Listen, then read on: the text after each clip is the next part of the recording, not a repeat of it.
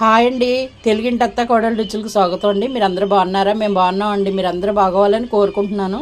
ఇదిగోండి తెలగపిండి, మునగాకు, పప్పు, కొబ్బరి ఇన్ని వేసాను. ఎంత కమ్మగా ఉంటుందంటే అండి, స్మెల్కే నాకు ఆకలేసేస్తూ ఉంటుంది. అన్నీ వేసాను అనమాట. కొబ్బరి కూడా పేస్ట్ చేసి వేసానండి, కమ్మగా ఉంటుందండి. అసలు పప్పు కొబ్బరే బాగుంటుంది. మునగాకు వేసుకున్నాం కదా, ఆషాఢం కదా, తెలగపిండి కూడా వేసుకున్నాం.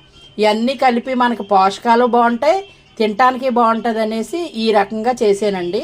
అలాగే పాలు పోసి ఉల్లిపాయ కూర కూడా కొంచెం వండాను. అంటే మా అబ్బాయి గమ్మున పప్పు పడకపోయినా అది వేసుకు తింటాడులే అనేసి. రసం నిన్నటి రసం ఉంటే పెట్టానండి. అన్నం, వారిపన్నం, పెరుగు, ఆవకాయ పచ్చడి ఉంది.